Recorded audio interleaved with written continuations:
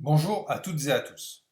Début septembre, nous vous avions alerté sur la reprise des négociations de l'accord de libre-échange entre l'Union européenne et les pays du Mercosur, alors qu'Emmanuel Macron avait annoncé les avoir bloqués au mois de février dernier.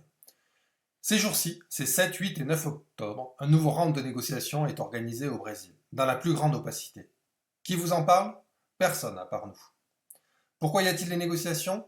Eh bien tout simplement parce que la Commission européenne dispose d'un mandat de négociation au nom des 27 États membres de l'Union européenne, au nom de la France, donc finalement au nom de chacune et chacun d'entre nous.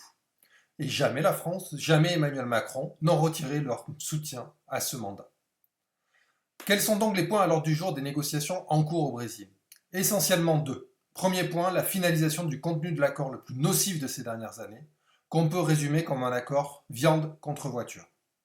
Deuxième point, la structure légale de l'accord. C'est un peu technique, mais il s'agit simplement pour la Commission européenne et pour les pays qui soutiennent cet accord-là de trouver une procédure qui visera à contourner le non éventuel de la France et d'autres pays européens. La Commission, mais aussi l'Allemagne, ainsi que les lobbies industriels et les droites européennes semblent prêtes à tout pour finaliser cet accord. Ainsi, pour satisfaire les pays du Mercosur, mais donc également les lobbies industriels, la Commission européenne vient de reporter la mise en œuvre de la législation visant à empêcher l'importation de produits issus de la déforestation, donc à réduire les importations venant y compris du Brésil. Tout cela a été reporté.